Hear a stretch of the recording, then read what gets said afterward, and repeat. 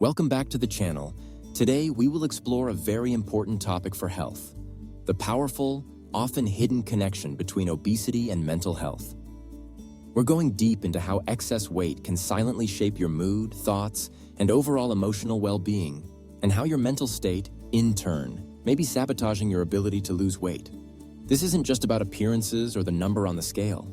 It's about understanding how our brain and body are in constant conversation, and how that conversation can either trap us in a vicious cycle or guide us toward healing. Why is this topic so crucial? Because more than 42% of American adults are considered obese, and research consistently shows that individuals who struggle with weight are also more likely to experience depression, anxiety, low self-esteem, and even cognitive fatigue. Yet this intersection is rarely talked about in a compassionate, science-informed way. Today, we're changing that. If you find this content helpful, don't forget to hit that like button and subscribe to the Daily Energy channel for more in-depth health videos like this one. And we'd love to hear from you. Have you noticed changes in your mental health connected to your weight or eating habits? Drop a comment below and let's support each other. Let's start by laying a foundation. Obesity is not just a physical condition. It's deeply tied to the mind. The brain-body feedback loop. Our brains and bodies are wired to protect us, but in modern life, that protection mechanism can misfire. When you gain weight, particularly excess visceral fat around your organs, your body becomes inflamed. This inflammation doesn't just affect your joints or blood sugar, it can actually travel through your bloodstream and impact your brain. Chronic low-grade inflammation is now understood to be a major factor in the development of depression. It interferes with the way neurotransmitters like serotonin and dopamine are produced and used, which are essential for feeling happy, motivated, and emotionally balanced. It's a cruel irony. The very thing that might make you feel sluggish, unmotivated, or ashamed, excess weight, is also affecting your brain in ways that make it even harder to break the cycle. Neurotransmitters, more than just mood chemicals. Let's break down two major brain chemicals that are relevant here: dopamine and serotonin. Dopamine is the reward chemical. It gives you the drive to pursue goals, experience pleasure, and feel motivated. Serotonin is the stabilizing chemical. It helps regulate mood, appetite, and sleep. When we overeat, especially sugar and processed foods, we get a temporary spike in dopamine. It feels good. It numbs stress. But over time, this can desensitize our brain's dopamine receptors, meaning we need more food to feel the same hit. That's how we slide into emotional eating and food addiction, which we'll cover more deeply in Section 3. Serotonin is also impacted by diet and weight. A poor diet high in refined carbohydrates and low in fiber and omega-3 fats reduces serotonin production, which worsens anxiety and irritability. And when you're sleep deprived, another common side effect of obesity, serotonin levels plummet even further. The result? You feel exhausted, irritable, unmotivated, and you reach for more food to cope. The genetics and environment combo. To be clear, this isn't just a matter of willpower. Many people carry genetic tendencies towards slower metabolism, higher food cravings, or elevated stress responses. But genes are not destiny. They are influenced by epigenetics, meaning lifestyle and environment can either turn them on or off. Your upbringing also plays a role. If food was a source of comfort or reward in childhood, that emotional pattern can persist into adulthood, creating a subconscious loop of eating not for hunger, but for emotional regulation. Mental health conditions like depression or trauma history can also increase the likelihood of weight gain.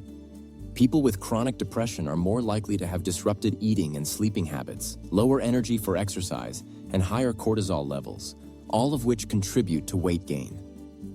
Perception and the stigma stress. Beyond biology, there's another invisible factor: how society treats people who are overweight. The stigma surrounding obesity can be brutal, especially in Western culture, where thinness is often equated with success, self-discipline, and beauty. That kind of pressure creates what psychologists call stigma stress. When people feel judged for their body size, it actually increases their cortisol levels, lowers their self-esteem, and makes them less likely to seek help or stay consistent with healthy habits. In other words, Feeling judged or shamed for your body doesn't motivate change. It paralyzes it. This societal pressure becomes internalized, meaning many people who live in larger bodies start to believe the negative stereotypes about themselves. That internalized weight bias contributes to depression, anxiety, and even self-sabotage behaviors, like binge eating, emotional isolation, or abandoning exercise altogether. When health advice feels like judgment. One of the reasons the connection between obesity and mental health is so rarely addressed is because of how poorly it's been handled in the past. Too often, the advice given to people with obesity is overly simplistic. Just eat less and move more. Have more discipline. Try harder. This advice, while rooted in a basic truth about energy balance, completely ignores the psychological and emotional factors driving behavior. It also reinforces the false idea that people struggling with weight are simply lazy or undisciplined, which is not only untrue, but deeply damaging. Imagine telling someone with depression to just cheer up. That's what it feels like to tell someone in the middle of an obesity mental health spiral to simply get to the gym. The truth is, breaking the cycle requires compassion, strategy, and support, not guilt. Why understanding this connection matters? By understanding that mental health and obesity are not separate problems but intertwined conditions, we can start to take a more holistic approach to healing. That means recognizing when we're eating from stress rather than hunger, learning how sleep, inflammation, and emotions shape appetite, addressing anxiety and depression as part of any long-term weight plan, rebuilding self-esteem from the inside out, not just after weight loss. Most importantly, it means realizing that you are not broken. If you've struggled with your weight and your mental health, it's not because you're weak. It's because you've been caught in a biologically driven, emotionally reinforced cycle that no one ever taught you how to break. But now, you're learning. In the upcoming sections, we'll break down exactly how stress hormones like cortisol influence fat storage. We'll explore why emotional eating isn't about lack of willpower, but about brain chemistry.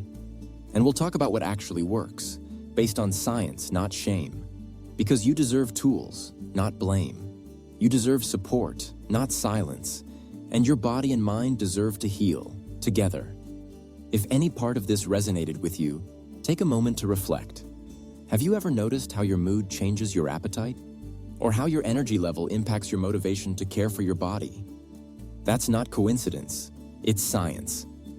In the next section, we'll go even deeper into the biology of the cycle, looking at how stress hormones, insulin resistance, and inflammation create a perfect storm for mental and physical fatigue. Stick around. It gets eye-opening. And remember, if this video is shedding light on things you've felt but never had words for, share it with someone who needs it. And don't forget to subscribe to Daily Energy for more daily wisdom to energize your life. Section 2. The biology of the cycle. Stress, hormones, and weight gain. Welcome back. In the last section, we began uncovering the link between obesity and mental health. Now it's time to zoom in on the biological machinery that drives this connection.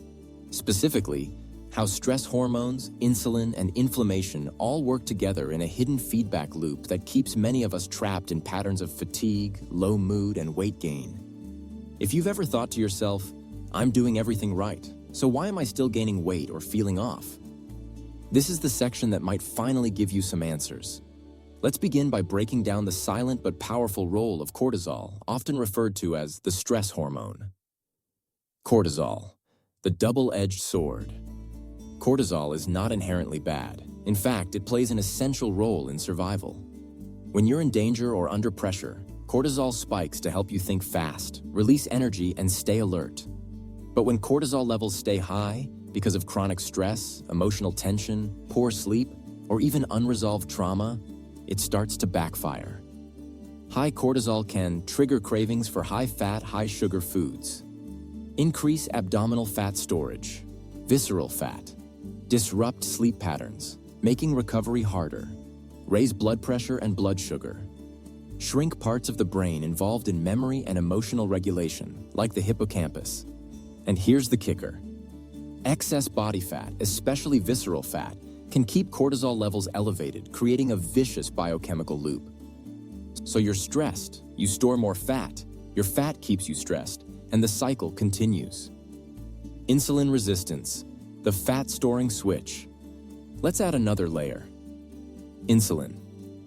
This hormone's job is to move sugar, glucose, from your bloodstream into your cells to be used for energy. But with frequent spikes in blood sugar, often caused by a diet high in refined carbs and emotional eating, your body can become insulin resistant. This means your cells stop responding effectively to insulin, so your pancreas pumps out even more to compensate. High insulin levels promote fat storage, especially around the midsection.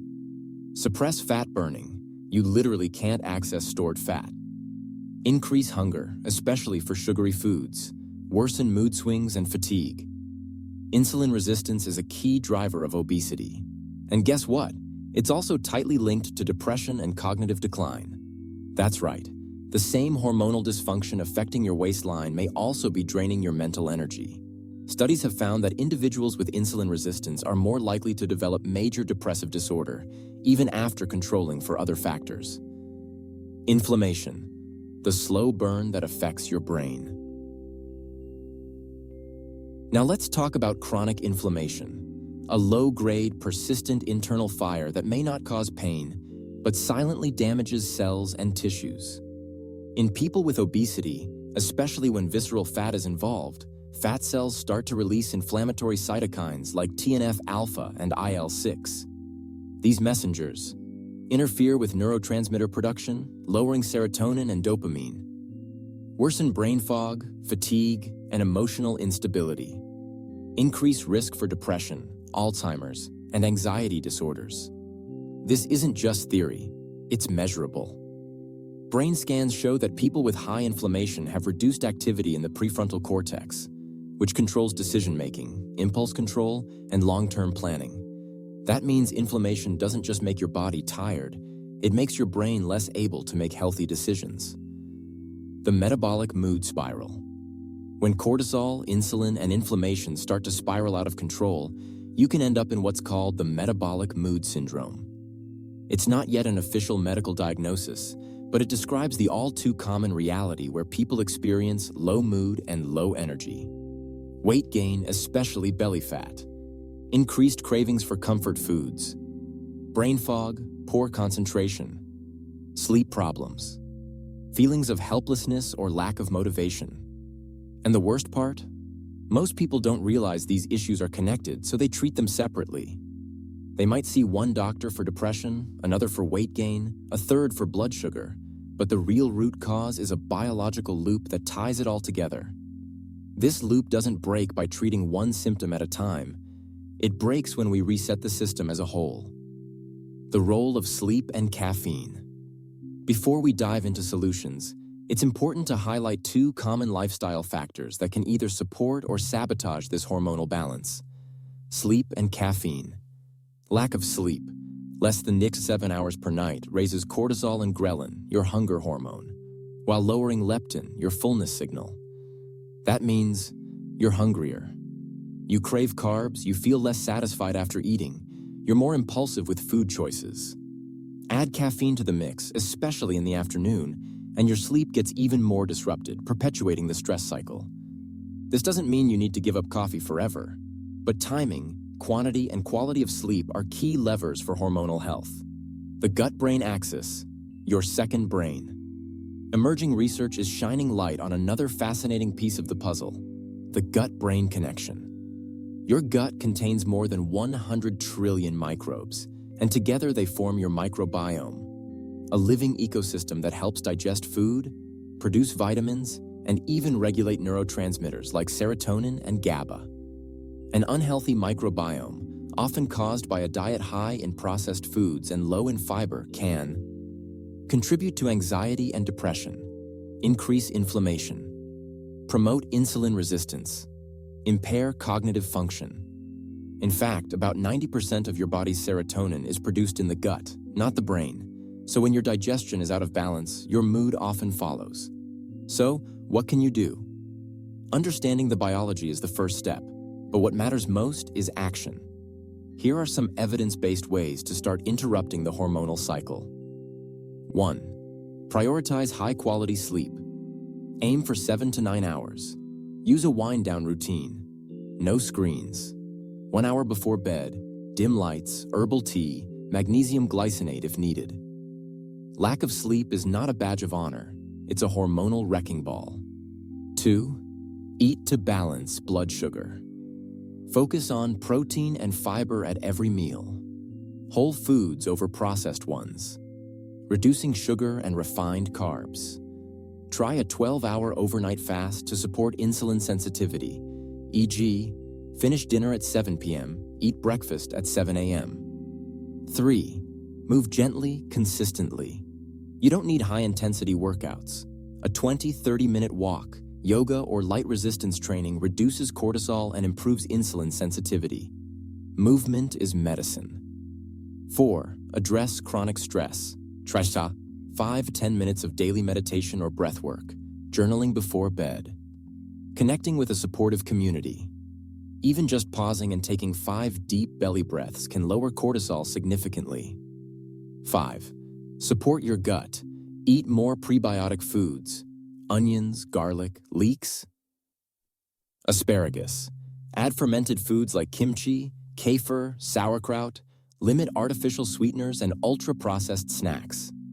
Consider a probiotic supplement, but food is the foundation. Final thoughts for this section.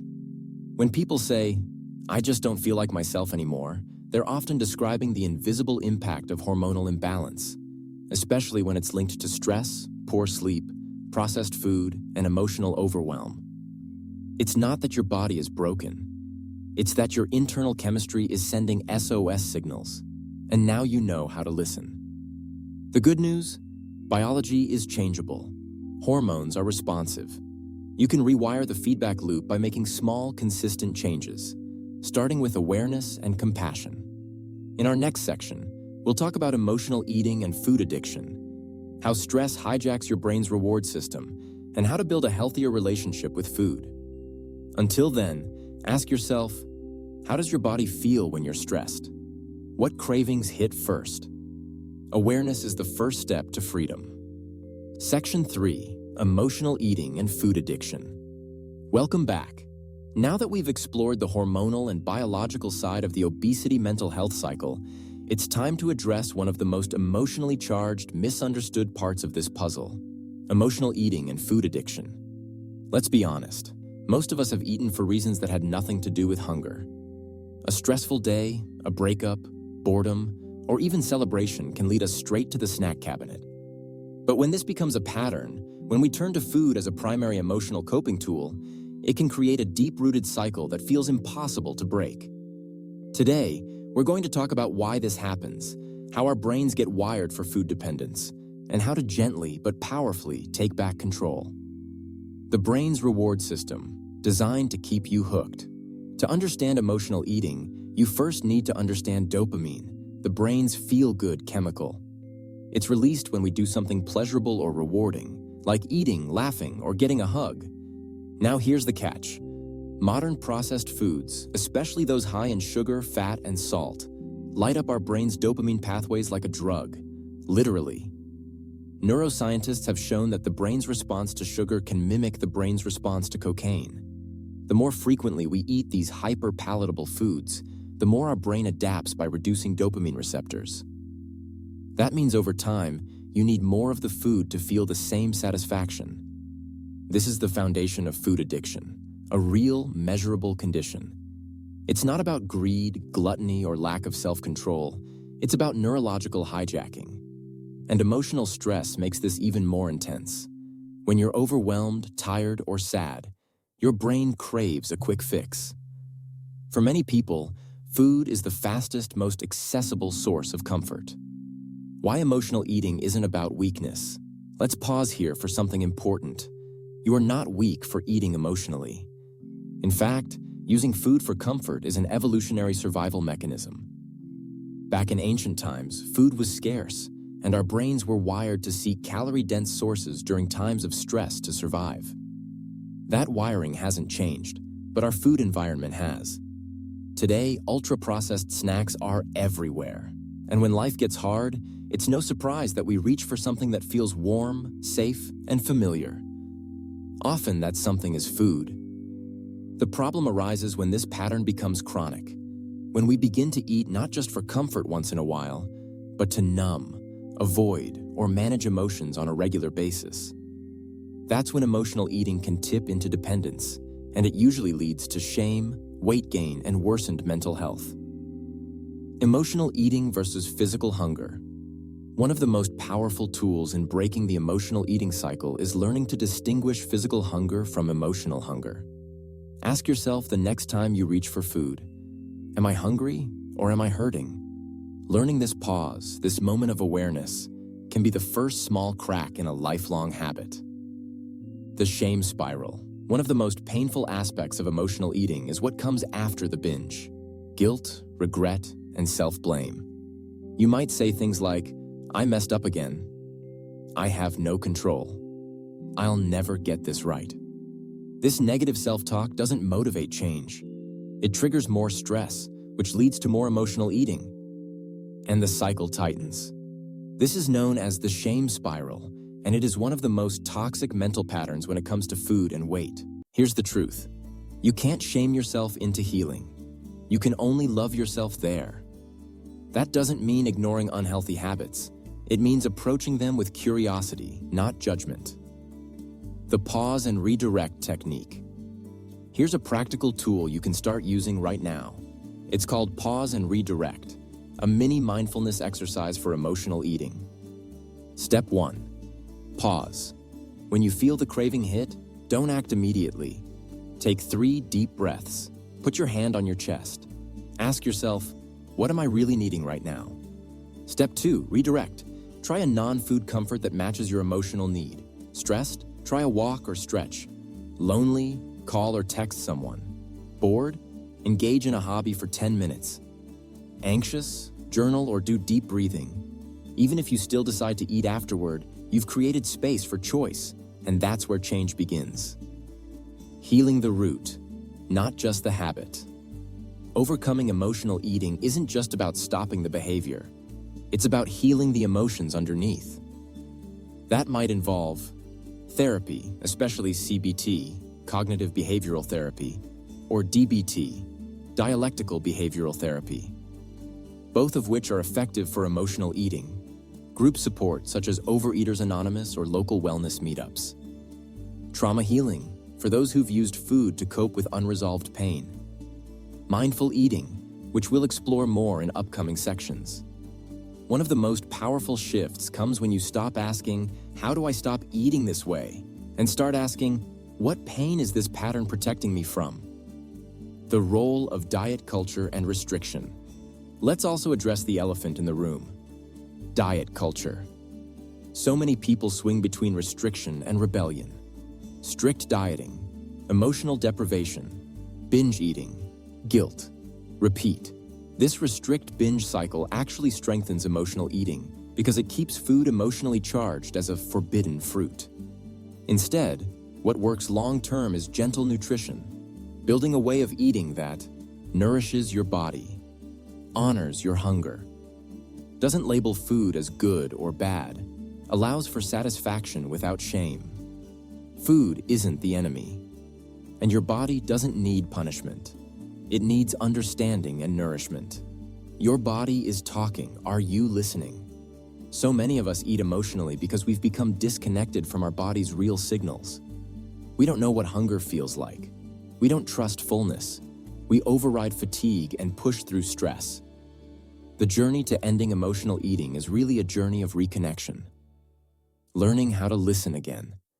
When you begin to treat your body as an ally instead of a battleground, everything starts to shift. You may not get it perfect every time, but progress is measured in pauses, in moments of choice, in gradually building self-trust. Small shifts that make a big difference. If you're ready to start changing your relationship with food, here are a few small, doable actions to begin with. Start a food mood journal. Track not just what you eat, but how you feel before and after. Patterns will emerge, and awareness leads to insight. Make meals mindful. Try eating 1 meal per day without screens. Slow down, taste your food, tune into fullness. Build an emotional toolkit. Create a list of 5 things you can do instead of eating when emotions hit. Post it somewhere visible. Ditch all or nothing thinking. One binge doesn't undo your progress. One choice doesn't define your worth. Keep going. Celebrate non-scale victories. Did you pause before eating? Say no to stress snacking? Cook a meal from scratch? That's progress. Closing reflections. Emotional eating is not the enemy. It's a signal, a message from your inner world that something needs attention. When you begin to treat that signal with compassion instead of control, healing becomes possible. And you are more than capable of healing. You're not broken. You're learning. And you're stronger than you know. In our next section, we'll explore how depression, anxiety, and self-esteem interact with obesity, why the weight we carry isn't just physical, and how to start lightening the emotional load. Until then, ask yourself, what am I truly hungry for? Section 4. The hidden toll, depression, anxiety, and self-esteem. Welcome back. In the last section, we uncovered the emotional wiring behind food choices, why emotional eating isn't about weakness, but a coping mechanism your brain learned to survive. Today, we're diving deeper into the emotional toll of obesity, the part that's not always visible but deeply felt. We're talking about depression, anxiety, and self-esteem, the trio that silently coexists with weight struggles, often making them harder to heal. You might already feel this in your own life, the heaviness in your mood, not just your body, the worry that never quiets, the critical voice that seems to always have something to say about your appearance or your worth. Let's bring those feelings into the light, because when we name the pain, we begin to release it. Depression. More than just sadness. Depression is more than feeling down. It's a whole body condition that affects sleep, appetite, energy, and even digestion. It can feel like your brain is in a fog and your body is moving through molasses. Now here's the link. Obesity increases your risk of depression, and depression increases your risk of obesity. It's a two-way street, confirmed by numerous studies and meta-analyses. Why? People with obesity often face social stigma, which leads to isolation and shame. Chronic inflammation from excess fat can disrupt neurotransmitters like serotonin and dopamine. Depression lowers energy and motivation, making exercise and meal planning harder. Emotional numbness can lead to overeating, especially high-calorie comfort foods. The result is a downward spiral that feels like you're trying to climb out of quicksand. Anxiety, the constant companion. While depression pulls you down, anxiety keeps you on edge.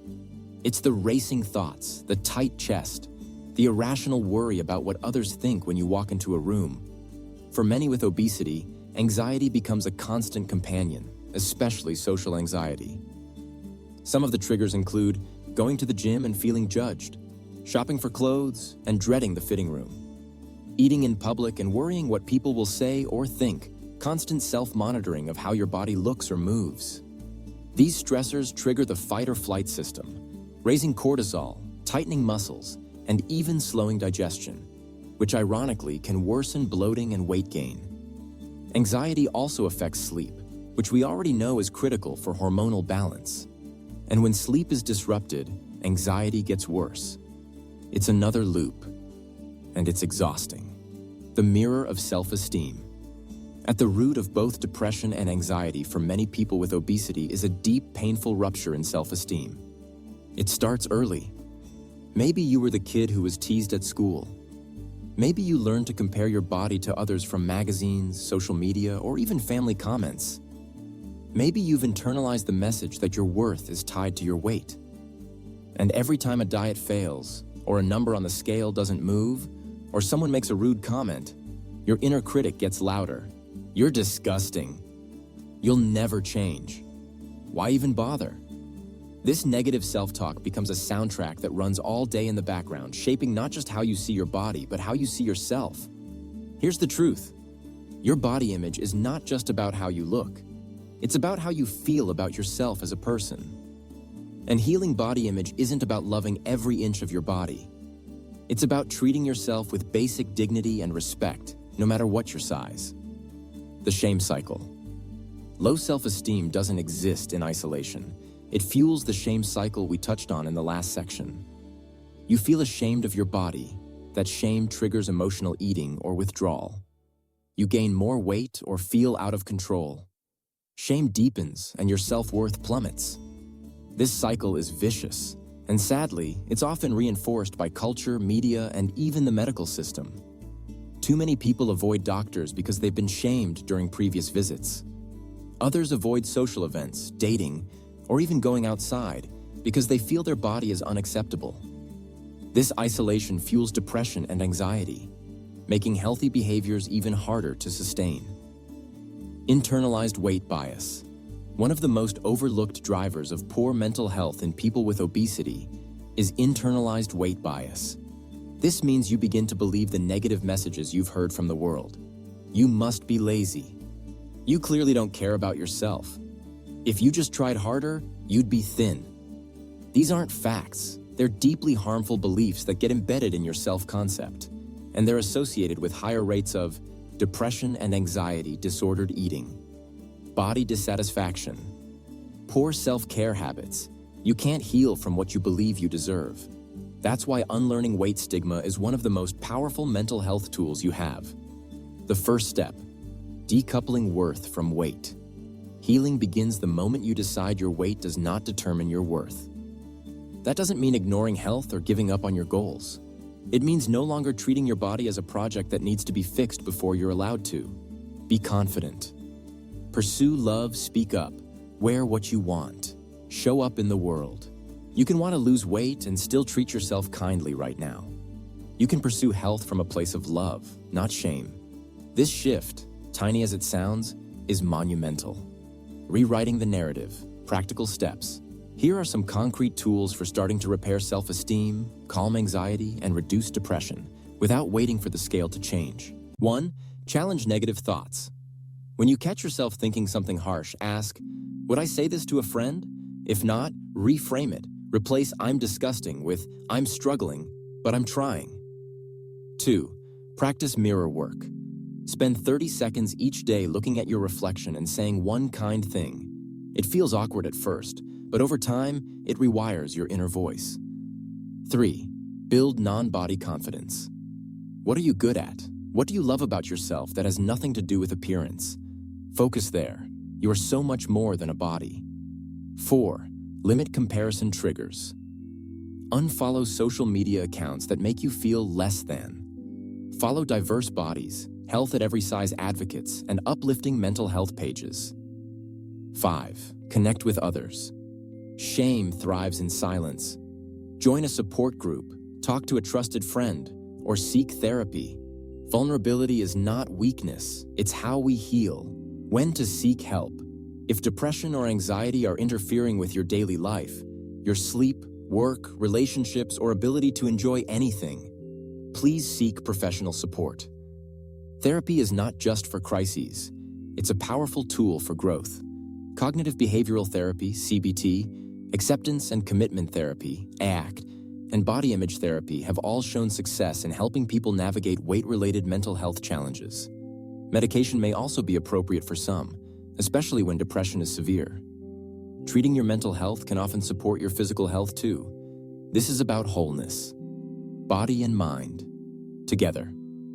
Final words for today. If no one has told you lately, hear this. You are not a failure because you carry extra weight. You are not lazy, disgusting, or unlovable. You are human, complex, worthy, capable, and your body deserves care, not criticism. Healing starts not with the next diet or workout, but with the decision to treat yourself like someone you love, even when it's hard. In our next section, we'll explore another key piece of this puzzle: sleep. Yes, sleep. How it governs your hormones, your cravings, your emotions, and your ability to reset your body and mind. Don't miss it. Sleep might be the most overlooked secret to breaking the obesity mental health cycle. Section 5. Sleep deprivation and weight gain. Welcome back. In the last section, we looked at the hidden emotional burden of obesity, how depression, anxiety, and self-worth are deeply woven into the journey of weight and well-being. Today, we're tackling something that might surprise you with how powerful it truly is: sleep. Yes, sleep. Not just a luxury, not just rest, but a biological reset button that plays a massive role in weight management, mental clarity, emotional balance, and even inflammation. And yet, it's one of the most neglected health tools in modern life. In this section, we'll explore why sleep deprivation can quietly sabotage your physical and mental health, and how getting better sleep might be the breakthrough your body and brain have been begging for. America's sleep crisis. Let's start with a quick reality check. More than 1/3 of US adults don't get the recommended 7 hours of sleep per night. That's tens of millions of people walking around chronically sleep deprived, often without even realizing it. And for people living with obesity, sleep issues are even more common, including sleep apnea, insomnia, restless legs, and disrupted sleep from pain or stress. This is a big deal because sleep doesn't just affect how tired you feel. It affects everything: sleep, hormones, and hunger. When you don't get enough sleep, your body experiences it as stress and responds accordingly. Cortisol rises to keep you alert, increasing cravings and belly fat storage. Ghrelin, your hunger hormone, increases, making you feel hungrier. Leptin, your fullness hormone, decreases, making you feel less satisfied. Insulin sensitivity drops, increasing fat storage and blood sugar spikes. The result? You wake up tired, hungry, and more likely to reach for quick energy foods like sugar, caffeine, and refined carbs. And that leads to weight gain. One study from the University of Chicago found that people who slept only 5.5 hours a night had 55% less fat loss than those who slept 8.5 hours, even when calories were controlled. Sleep literally changes how your metabolism works. Late-night cravings and emotional eating. Have you ever noticed how your food choices shift late at night? You're not alone. Sleep deprivation disrupts your prefrontal cortex, the part of your brain responsible for decision-making and impulse control. At the same time, it activates the amygdala, your emotional center, which drives you toward immediate gratification. That's why late-night snacking isn't just about willpower, it's about brain chemistry. Your brain is more likely to crave calorie-dense, high-fat, high-sugar foods when you're tired. And if you're also dealing with anxiety, depression, or stress, poor sleep makes those symptoms worse, leading to even more emotional eating the next day. Sleep and mental health. The connection between sleep and mental health is profound. Poor sleep has been shown to increase risk of depression by up to 4 times, exacerbate anxiety and irritability, reduce your brain's ability to process emotions and stress, decrease resilience, your ability to cope with challenges, shrink the hippocampus, a brain region involved in memory and emotional regulation. And it goes both ways. Depression and anxiety often cause sleep problems too, creating a cycle where poor mental health leads to poor sleep, and poor sleep worsens mental health. That's why any true healing plan must include sleep as a cornerstone, not a side note. Sleep apnea, the hidden threat. For many people with obesity, one of the biggest barriers to good sleep is obstructive sleep apnea, a condition where the airway becomes blocked during sleep, causing you to stop breathing briefly and wake up repeatedly, often without even realizing it. Symptoms include loud snoring, gasping or choking during sleep, morning headaches, daytime fatigue, trouble concentrating. Sleep apnea dramatically increases the risk of hypertension, heart disease, type 2 diabetes, depression, and anxiety. And because it prevents deep restorative sleep, it keeps cortisol high, insulin resistance elevated, and weight loss stalled. The good news? Sleep apnea is treatable with CPAP machines, weight loss, positional changes, and sometimes surgery. If you suspect you might have it, please talk to your doctor. Getting treated can be life-changing. Signs your sleep might be hurting your health. Here are some signs you're not getting high-quality restorative sleep. You wake up groggy, even after 7 to 8 hours. You rely on caffeine throughout the day. You feel moody, irritable, or anxious. You have low motivation to eat well or exercise. You experience strong food cravings, especially late in the day. You have brain fog, memory issues, or feel emotionally off. If these sound familiar, your sleep might be the missing piece. How to rebuild healthy sleep. Naturally, sleep can feel elusive, especially if you've struggled with insomnia or disrupted patterns. But small shifts in sleep hygiene can make a big difference. Here are 7 science-backed steps to improve your sleep. 1. Set a consistent sleep schedule. Go to bed and wake up at the same time, even on weekends. This trains your circadian rhythm. 2. Create a wind-down routine. Dim the lights, power down electronics, read a calming book, stretch gently, or take a warm shower 1 hour before bed. 3. Cut caffeine by early afternoon. Caffeine has a half-life of 5 to 7 hours. That 4 p.m. coffee may still be in your system at midnight. 4. Keep your bedroom cool, dark, and quiet. Use blackout curtains, white noise, and keep the temperature between 60 to 67 degrees, 15 to 19 degrees. 5. Limit screen time before bed. Blue light from phones and TVs disrupts melatonin. Try a screen curfew 1 hour before bedtime. 6. Avoid heavy meals and alcohol late at night. These can disrupt digestion and REM sleep. 7. Use supplements wisely. Magnesium glycinate, L-theanine, or melatonin can help in some cases, but check with your doctor first. Remember, you can't force sleep, but you can invite it. Stress, sleep, and the nervous system.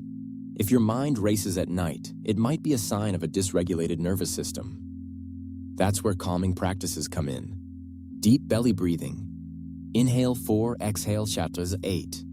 Progressive muscle relaxation. Journaling worries before bed. Listening to calming sounds like rain, waves, or soft music. Using guided meditations. Apps like Calm or Insight Timer are great. These help shift your body out of fight or flight mode and into rest and digest, the state where healing happens. Rebuilding sleep equals rebuilding health. Here's what begins to change when you get consistent, high-quality sleep. Your hunger and fullness cues normalize, your cravings drop. Your mood stabilizes. Your body burns fat more efficiently. Your immune system gets stronger. Your memory and focus improve. Your workouts become more effective. Your inflammation lowers. Sleep is not optional. It's not extra. It's essential. It's the foundation your hormones, mind, and metabolism are built on. Final thoughts for today. So many of us chase health through diets and workouts, but ignore the one thing we do for a third of our lives. If you're trying to lose weight or heal your mood, but you're sleeping 5 hours a night, you're fighting biology. Reclaim your sleep, and you begin to reclaim your body. Reclaim your sleep, and your brain can start to think clearly, feel deeply, and process stress with more ease.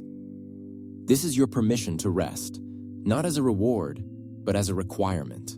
In our next section, we'll shift gears to talk about movement, not just exercise, but how daily physical activity affects mood, motivation, and brain chemistry. If you've ever felt like movement was too hard, boring, or not worth it, this section will change your mind. Section 6. Sedentary habits and mental fog. Welcome back. In the last section, we explored the vital but often underestimated role of sleep in weight management and emotional resilience. Now it's time to address another modern-day health trap, sedentary living, and how it fuels both physical fatigue and mental fog. Let's be honest. Most of us spend hours every day sitting, at work, in the car, watching TV, scrolling our phones. And while technology has given us amazing tools, it's also made movement optional, which our bodies were never designed for. In this section, we'll break down how inactivity affects our metabolism, our brain, and our emotions. And we'll talk about how to add simple, sustainable movement back into your life, even if you haven't exercised in years. The sedentary shift. Here's a staggering stat. The average American spends over 10 hours a day sitting. That's more time than we sleep. And when you layer that on top of stress, poor diet, and sleep deprivation, the body starts to feel stuck, physically and emotionally. A sedentary lifestyle is linked to slower metabolism, insulin resistance, chronic inflammation, weight gain, higher risk of depression and anxiety, brain fog and cognitive decline. The scary part? You don't have to feel lazy to be sedentary. Even people who work hard, parent full-time, or juggle busy schedules may still be getting very little actual movement. This isn't about shaming anyone. It's about recognizing the cumulative toll that inactivity takes and how to shift it. Movement and mental clarity. Let's start with your brain. Physical activity is one of the most powerful tools for mental health, and here's why. It increases blood flow to the brain, delivering oxygen and nutrients. It boosts neurotransmitters like dopamine, serotonin, and norepinephrine. It promotes neuroplasticity, your brain's ability to adapt and grow.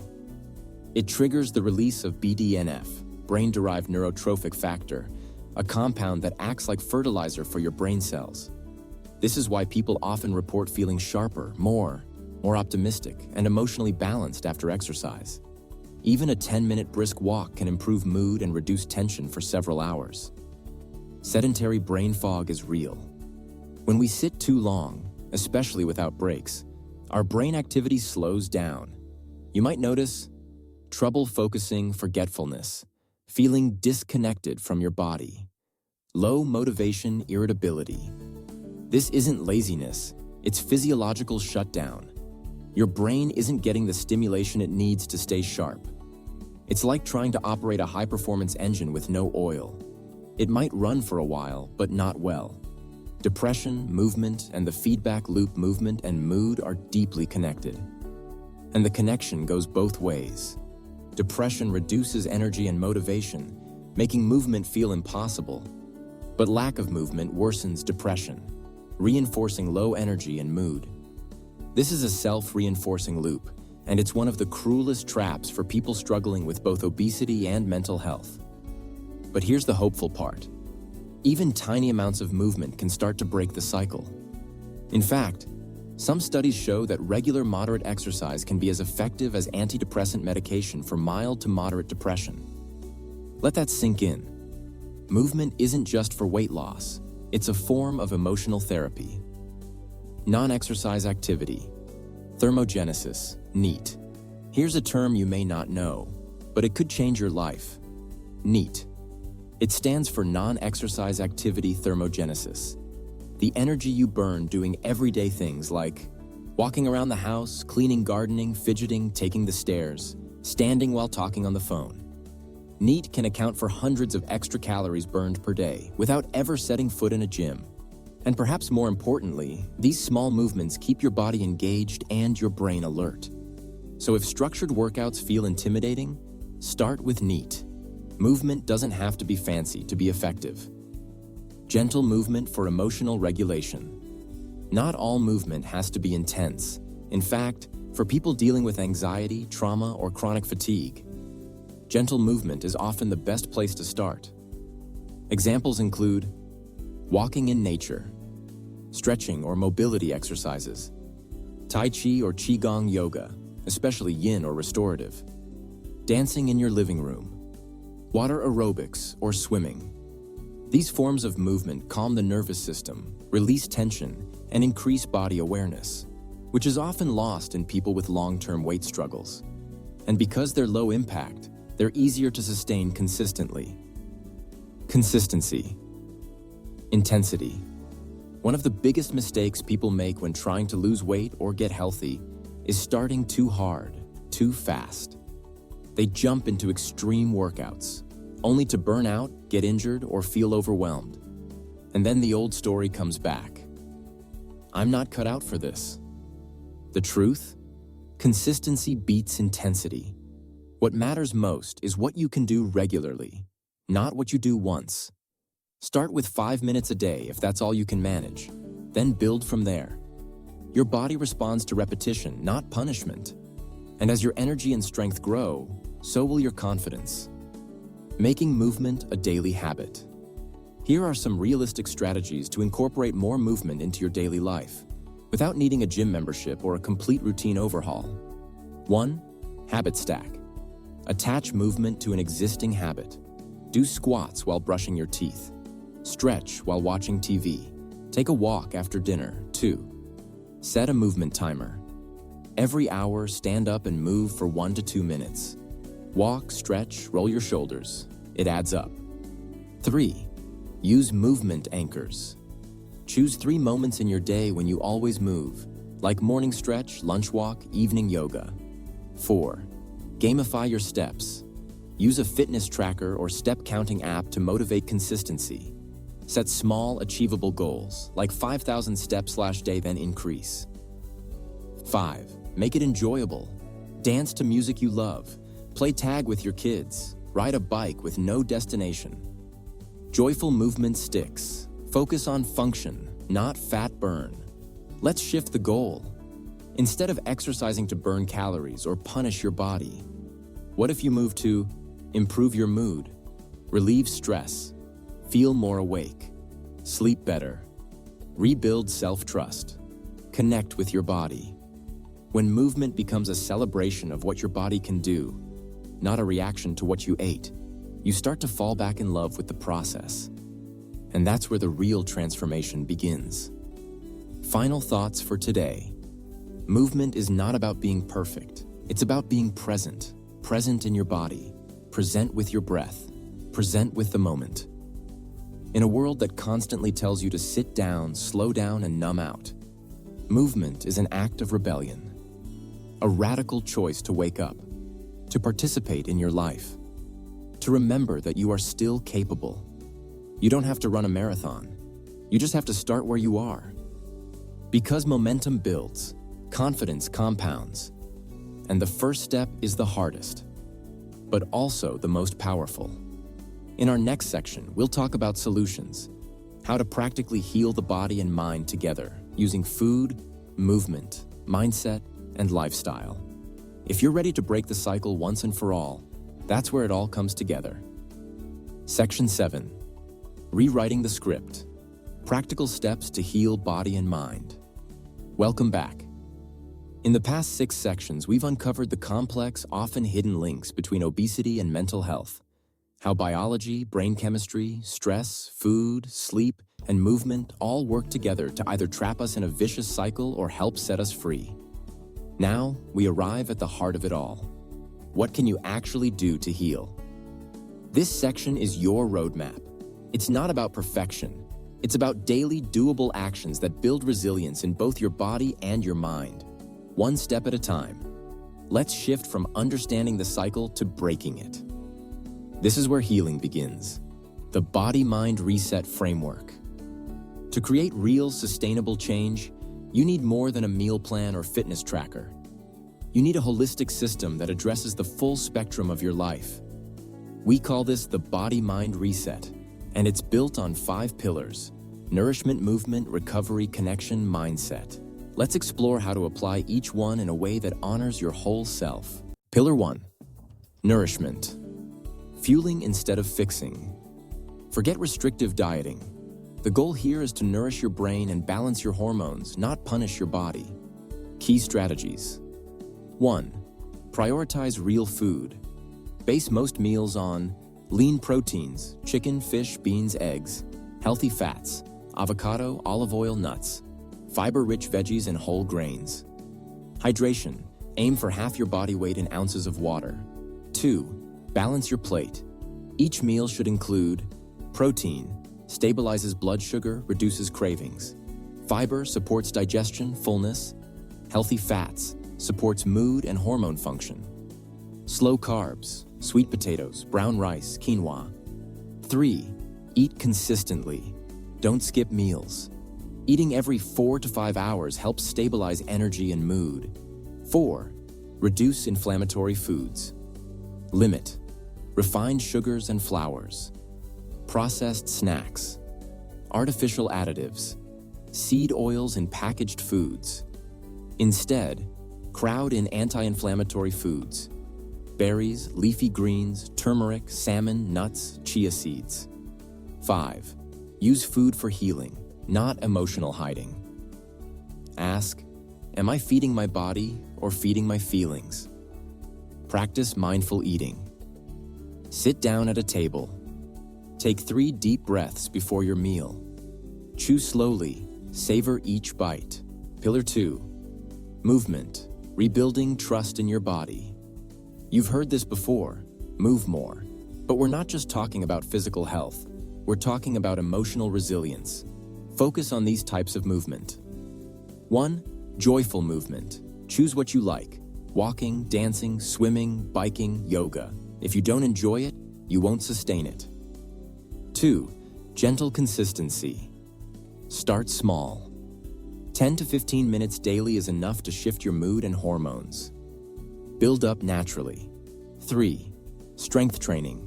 Build lean muscle to support metabolism, joint health, and confidence. Start with body weight or resistance bands. 4. NEAT. Non-exercise activity thermogenesis. Walk while on calls, stretch at your desk, clean while listening to music. All movement counts. 5. Celebrate movement wins. Did you walk instead of nap? Stretch instead of scroll? That's progress. Track it. Name it. Pillar 3. Recovery, sleep, stress, and nervous system regulation. Without recovery, all your healthy efforts will feel harder. Focus on 1. 7 to 9 hours of quality sleep.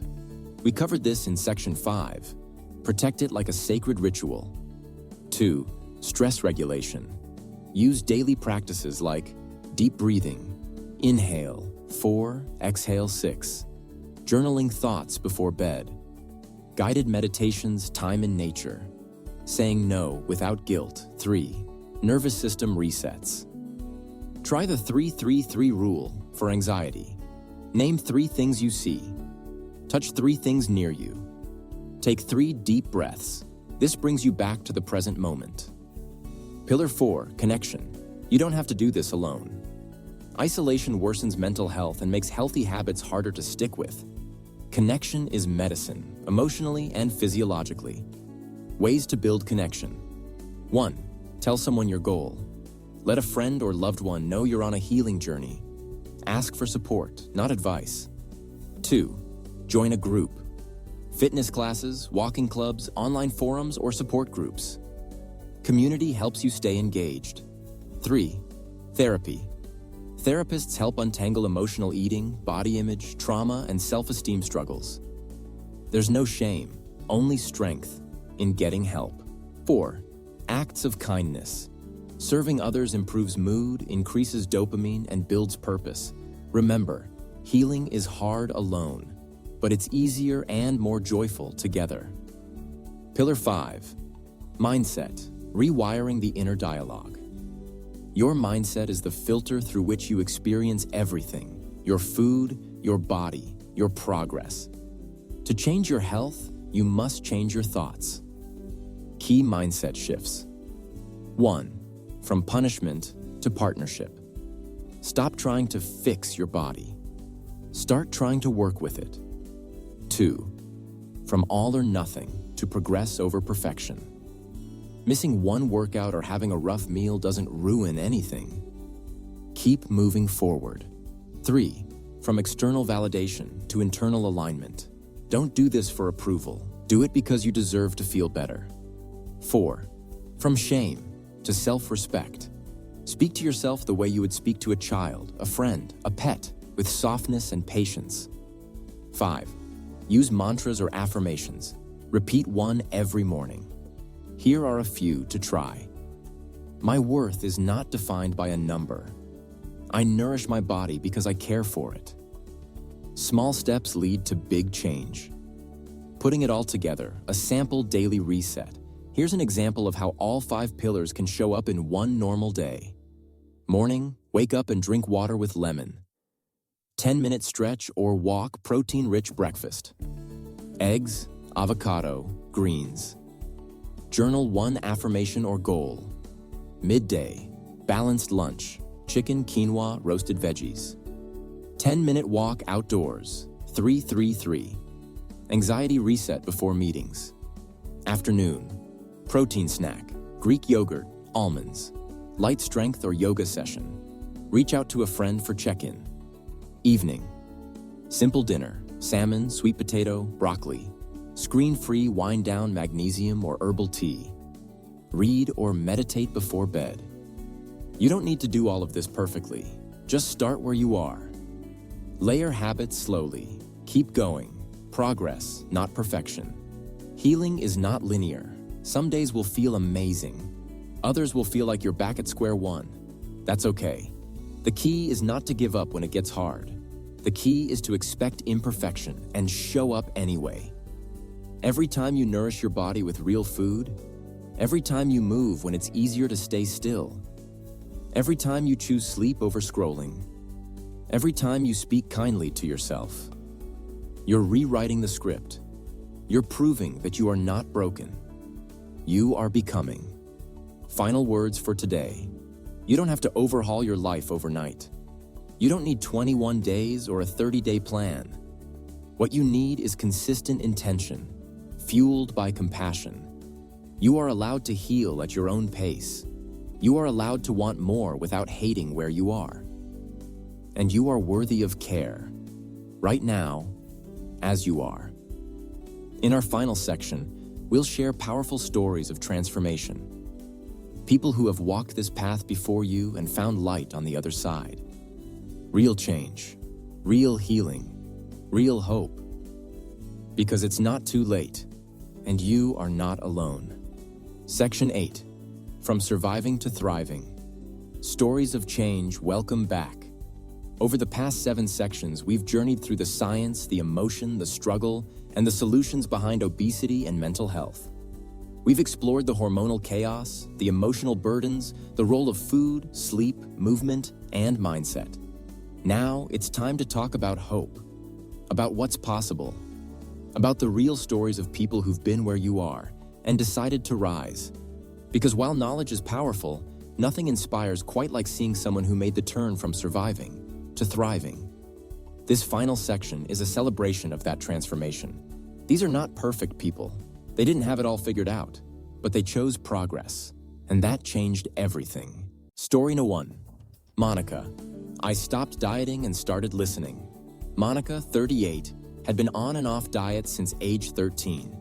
Every time she lost weight, she gained it back, plus more. Her self-esteem was tied to the scale, and when depression hit after her divorce, she coped by binging at night. I felt like I was failing at life, and food was the one thing that gave me comfort. Monica found a therapist who helped her reframe food not as the enemy, but as information. She stopped restricting, started eating intuitively, and began practicing gentle movement. It felt radical at first, to ask my body what it needed instead of forcing it into submission. But once I did that, the binging stopped. My energy came back. I started lifting weights for fun. I didn't just lose weight. I got my life back. Story No. 2. David. Sleep was the game changer. David, 45, a software engineer, was 80 pounds overweight and had been diagnosed with prediabetes. But no matter how clean he ate, the scale wouldn't budge. He also felt anxious all the time and struggled with brain fog. Then he was diagnosed with sleep apnea. I had no idea how badly I was sleeping. I thought I was just a tired guy with a stressful job. After getting fitted for a CPAP machine and prioritizing sleep hygiene, everything shifted. His cravings decreased. His workouts improved. His mood stabilized. He lost 35 pounds in 6 months without changing his diet drastically. I learned that recovery is just as important as effort. Once I got real sleep, everything else got easier. Story No. 3. Aisha. I made movement about joy. Aisha, 29, struggled with anxiety and disordered eating throughout her teens.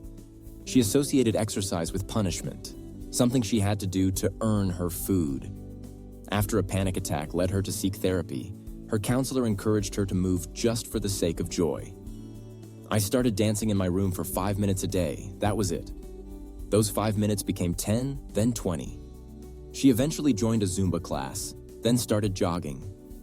Her anxiety dropped, and her confidence grew not because of weight loss, but because she felt connected to her body. Now I exercise because I love how it makes me feel. It's my therapy. Story No. 4. Kevin. I stopped waiting to deserve better. Kevin, 52, avoided going out in public because of his size. He didn't date, didn't travel, didn't even eat in restaurants, fearing judgment. Years of stigma had crushed his self-esteem. One day, he said, "I realized I was waiting to lose weight before I started living." He started small, walking to the mailbox, cooking one healthy meal a day, writing in a gratitude journal. He worked with a coach to address his emotional eating and negative self-talk. It took time, but in 2 years, Kevin lost over 100 pounds. More importantly, he gained a sense of freedom. "I started showing up before I felt ready. That changed everything." What do these stories have in common? These people didn't change overnight, but they each stopped trying to fix themselves, focused on consistency, not perfection, included mental health in their weight journey, found support, not shame, made small choices again and again. Their transformation wasn't just physical, it was emotional, mental, even spiritual, because healing the body without healing the mind leaves the cycle intact. But when you heal both, everything changes. What thriving looks like. It's not what you think. Thriving doesn't mean having six-pack abs or eating kale every day. It means waking up with energy, moving without pain or dread, making food choices from empowerment, not guilt, handling stress without self-destruction, feeling connected to your body, your purpose, your people. It means living from a place of hope, not fear. And it's available to you. No matter your starting point, no matter your age, history, or diagnosis. Your turn. Where will you start? You don't need a perfect plan. You just need to begin. Here's your challenge. Pick one thing from the last few sections. Just one. Maybe it's drinking water first thing each morning, taking a 10-minute walk daily, preparing a nourishing breakfast, turning off your phone 1 hour before bed, replacing self-criticism with curiosity. Write it down. Commit to it for 7 days. Let that first shift create momentum. Remember this, your body is not the enemy. Your cravings are not character flaws. Your emotions are not inconveniences. They are signals. They are clues. They are your body trying to speak. When you listen with compassion, not control, you begin to rewrite the story. Let's recap the journey.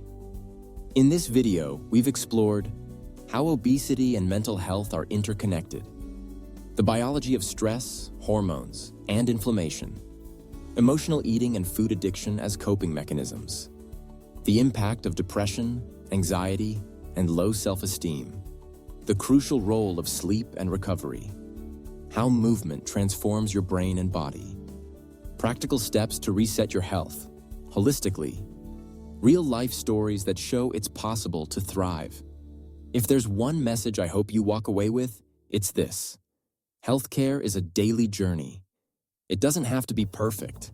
It just has to be consistent. And you are worth that effort, every single day. If this video helped you see things differently, please share it with someone who needs hope, not more rules. Hit the like button, subscribe to Daily Energy, and drop a comment sharing. What part resonated most? What will you commit to this week?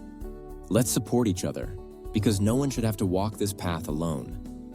Thank you for being here. Thank you for being you. Keep going. You're doing better than you think.